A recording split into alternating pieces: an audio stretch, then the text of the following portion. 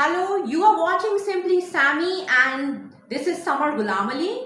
आज का जो मेरा टॉपिक है वो काफ़ी सीरियस भी है और काफ़ी ज़रूरी भी है। मैं बात करने वाली हूँ डिप्रेशन की और इसको किस तरह से हैंडल करना चाहिए। अब देखिए, डिप्रेशन हम सबकी ज़िंदगियों का हिस्सा है।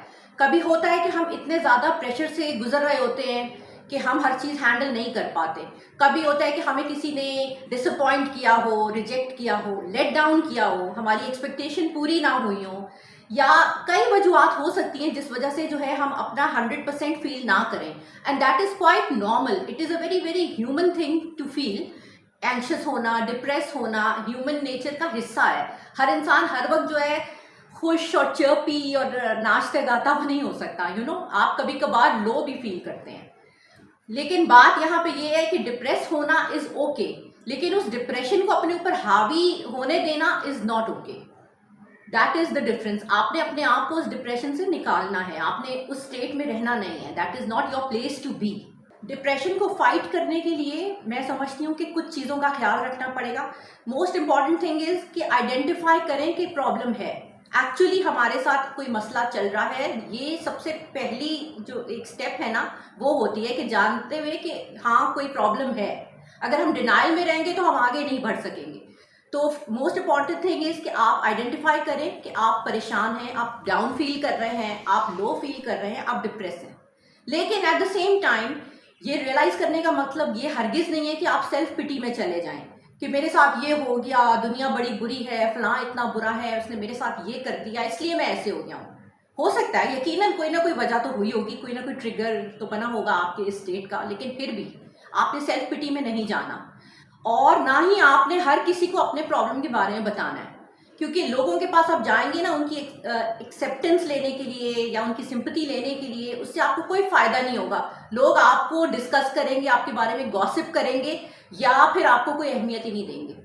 तो किसी भी तौर आपका मकसद तो हल नहीं हो रहा। It's not a good idea to discuss about your depression with random people. बल्कि मैं कहूँगी चाहे उस वक्त आप अपनी जिंदगी की वर्स्ट तरीन फेज से ही क्यों ना गुजर रहे हो, लेकिन आपने कभी अपने आप को विक्टिम नहीं समझना। आपने हमेशा अपने आप को कंट्रोल में ही लेना है और कोशिश करनी है कि आप अपनी इस सिचुएशन पे कंट्रोल पा सकें। डिप्रेशन की हालत में कुछ चीज़ें ज़रूरी करनी है। मैं समझती हूँ बहुत मुश्किल होगा, बात करना आसान है, उसको प्रैक्टिस करना बहुत ही मुश्किल होगा, बट स्टिल हम हार तो नहीं मान सकते। तो उसमें ये है कि सबसे इम्पॉर्टेंट बात ये कि एक सर्टेन रूटीन फॉलो करनी है, चाहे आप जैसा भी फील कर रहे हो। आपने सुबह टाइम पे उठना है, जो आपकी रूटीन का वक्त है। बेशक आपको मल्टीपल अलार्म्स लगा के उठना पड़े, मगर आपने उठना वक्त पर है। क्योंकि मैं समझती हूँ कि डिप्रेशन की हालत में बिस्तर से निकलना भी बड़ा मुश्किल काम लग रहा होता है। तो एक दफ़ा आपने वो कर लिया तो आप समझे कि आपने अपनी आधी बैटल तो विन कर ही ली है।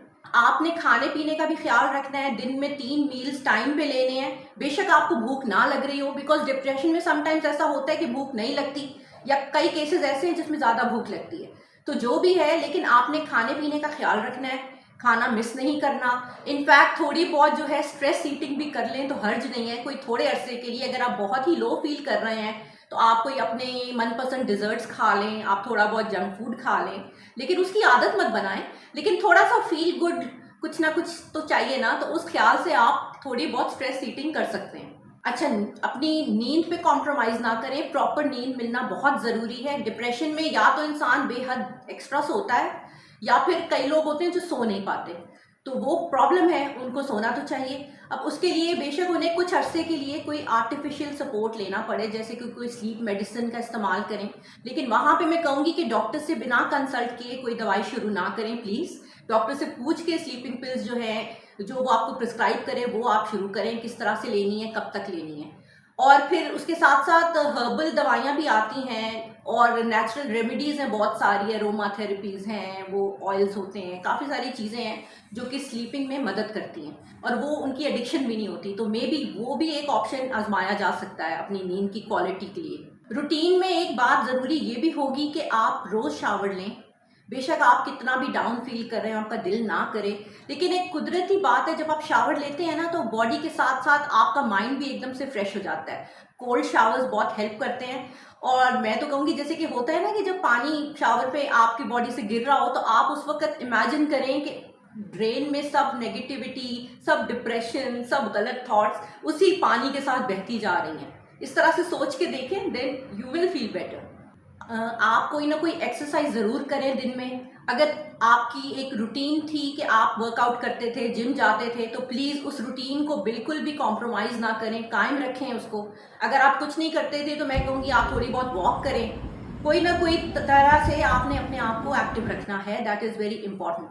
छोटे मोटे कामों में हिस्सा लें, हाउस होल्ड चोर्स, कोई बाजार से कोई चीज़ ले आना और गेट खोल देना, बंद कर देना, फ़ोन कॉल्स ले लेना, मतलब इस तरह कोई भी काम जो आपको लगे कि थोड़े बहुत भी आपको एक्टिव रख रहे हैं, उनमें आप शामिल रहें, एकदम बैठ ना जाएं एक ही जगह पे। अच्छा, अभी जो मैंने टिप्स दिए हैं कि अपनी रूटीन को आपने छेड़ना नहीं है, लेकिन मैं समझ सकती हूँ कि somebody who is suffering from depression, उसके लिए कितना मुश्किल होगा इन सब बातों को कंप्लाई करना, लेकिन जो भी है आपने एफर्ट तो करते रहना है। बिल्कुल आप शाय अवे ना करें इस सिचुएशन से। मैं समझ सकती हूँ कि उस वक्त सबसे आसान लगेगा, कंफर्टिंग लगेगा कि अपने घर में कमरा बंद करके बस बैठ जाओ अंधेरा करके, लेकिन वो आपका प्रॉब्लम सॉल्व नहीं करने वाला। तो प्लीज़ उस फेज से बाहर आएं, बाहर निकलें, दुनिया में जाएं, फेस करें सब कुछ। इतना बुरा भी नहीं होगा जितना आपको उस वक्त लग रहा है। अपने काम पे जाएं, अपनी बाकी रिस्पॉन्सिबिलिटीज़ जो हैं वो फुलफिल करें। बेशक 100% ना दें, मगर जो जितना आप कर सकते हैं उतना करें। एक और बात भी ये है कि आप अपनी अपीयरेंस का ख्याल रखें, साफ सुथरे रहें, साफ कपड़े पहने, प्रॉपर शूज़ पहने आते जाते हुए कहीं स्पेशली। और जैसे ख़वातीन हैं वो अपने बालों का ख्याल रखें, मेकअप करें। मर्द हजरात भी मतलब अपने शेव किया करें, अगर अपने बाल वगैरह जैसे मेंटेन करते हैं, प्रॉपर हेयर कट या बियर्ड ट्रिम या जो वो सब करें।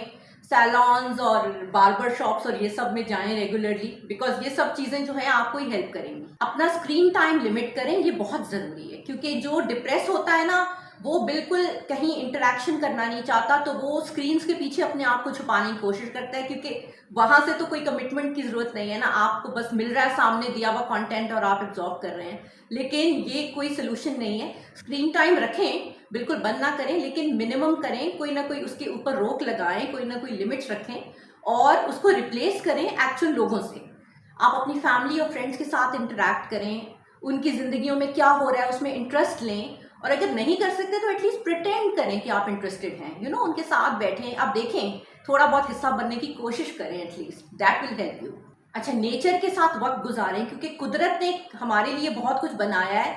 अब अनफॉर्चुनेटली हमारी लाइफस्टाइल ऐसे हो गई है कि हम लोग जो हैं कुदरत से दूर होते जा रहे हैं। अब लास्ट टाइम सनराइज सनसेट किस वक्त देखा था, अक्सर लोगों को याद भी नहीं होता। तो प्लीज़ थोड़ा बहुत नेचर से अपने आप को करीब करें, जिस तरह भी कर सकते हैं। आप आउटडोर रहा करें, वॉक के लिए जाएं, थोड़ा टाइम बाहर बैठा करें, और अगर आप समंदर के करीब रहते हैं तो वहाँ जाया करें। माउंटेन्स में रहते हैं या कंट्री साइड पे एक्सेस है आपका, कुछ टाइम वहाँ गुजारें। तो जैसे भी आपको समझ में आता है, अगर आपके पास पेट्स हैं, पेट्स के साथ वक्त गुजारें, उनके साथ खेलें, उनका ख्याल करें। तो ये सारी चीज़ें ना आपको बहुत अच्छा रिफ्रेश फील कराएंगी। रिटेल थेरेपी की भी मैं यहाँ पे बात करूँगी, यानी कि शॉपिंग करें, अपने लिए कोई चीज़ लें, आपके लिए कोई पर्सनल थिंग, जैसे कि कोई आउटफिट हो गया, आपके लिए कोई परफ्यूम हो जाए, वॉच हो जाए, एनीथिंग जो मतलब आपकी ज़ात से रिलेटेड हो, that will make you feel good. इसमें तो कोई शक नहीं है कि रिटेल थेरेपी ऑलवेज हेल्प्स, लेकिन वो भी ज़रूरत से ज़्यादा ना करें। ये ना हो कि ओवर शॉपिंग हो जाए और फिर आपके फाइनेंसिस के मसले पड़ जाएं और आपका डिप्रेशन कम होने की जगह बढ़ जाए। अपनी पुरानी हॉबीज़ को प्लीज़ आप रिविजिट करें, it is never too late. अगर पिछले वक्तों में आप कुछ करते थे, पेंटिंग या स्विमिंग करते थे या कुकिंग का आपको शौक था, एनीथिंग, या कोई स्पोर्ट्स आप खेलते हो, तो दोबारा उसकी तरफ जाएं, क्योंकि कोई चीज़ अगर आपको कभी खुशी देती थी, इट मीन्स कि that has to be close to your personality, it has to be close to your heart. तो उस आइडिया को रिविजिट करें, दोबारा से करके देखें, और हो सकता है उससे आपको फ़र्क पड़े, आप खुश हो जाएं, बेहतर फील करें। सोशलाइज करें, लेकिन पॉकेट्स में। जैसे कि आपको कोई बुला रहा है तो हर इनवाइट को आप डिक्लाइन ना करें, कभी चले जाया करें अपने दोस्तों के पास या अपनी फैमिली वालों के पास, और फिर देखें कि वहाँ जाकर आपको कैसा लगा, वो आउटिंग आपको कैसी लगी, आप बहुत स्ट्रेस में तो नहीं आ गए, अच्छा लगा। तो उस हिसाब से आप डिसाइड करें कि आपने कम करना है सोशलाइज या ज़्यादा करना है। That is entirely on you, from person to person. अच्छा, सेल्फ टॉक ज़रूर करें, दिस इज़ समथिंग जो मैं ज़रूर करती हूँ। जब मैं लो हूँ, डिप्रेस हूँ, तो मैं अपने आप को ना बूस्टअप करने के लिए चीज़ें बोलती हूँ, और I don't know how cliché that may sound, लेकिन वो काम कर जाता है। क्योंकि देखिए हमारी जो इंस्टिंक्ट्स हैं ना वो बहुत ज़्यादा स्ट्रांग हैं, तो अगर उनकी तरफ से हमें कोई मैसेज आए तो नथिंग लाइक इट। अगर हम अपना मसला खुद से ही सॉल्व कर पाएँ तो और क्या चाहिए। उसी तरह से मैं कहूँगी कि आप लिखें अपनी थॉट्स को, put them down on paper. उससे ये होगा कि आपको एक रिफ्लेक्शन का मौका मिलेगा, और हो सकता है कि वो जब लिख रहे हों पॉइंट्स तो आपको अपने प्रॉब्लम का हल उसमें कोई ना कोई नज़र आ जाए, दैट विल बी हेल्पफुल। अगर नहीं नज़र आए तो मे बी आपको ये लगे कि may be you were just over thinking, तो आपके डिप्रेशन की वजह कोई थी ही नहीं, आप खाम में परेशान हो रहे थे, that will sort the problem. और कुछ नहीं तो कम से कम आप अपने सिस्टम से तो वो सब नेगेटिविटी, वो सब गलत थॉट्स बाहर ले ही आएंगे when you put them on paper. तो that will be very therapeutic for you अगर आप ऐसा ट्राई करें। ओके, इन दी एंड मैं ये कहूँगी कि अगर ये सारी चीज़ें भी आपको हेल्प नहीं कर रही तो please do seek professional help. Psychologist, psychiatrist, therapist, इन सब का काम है मेंटल इश्यूज़ को हैंडल करना, तो वो आपकी मदद करने के लिए है। Please don't shy away. अगर आप समझते हैं ऐसा प्रॉब्लम है आपको तो उनको दिखाने की कोई इसमें प्रॉब्लम नहीं है, और ज़रूर उनसे हेल्प लें, उनके पास जाएं।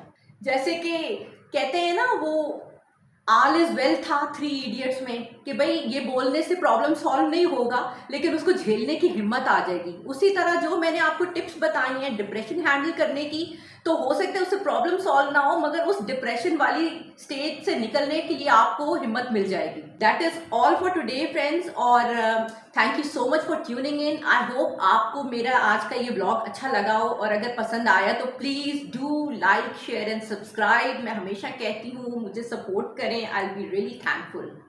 ओके, मैं जल्द वापस आऊंगी एक नए टॉपिक के साथ। Till then take very good care of your self and bye bye.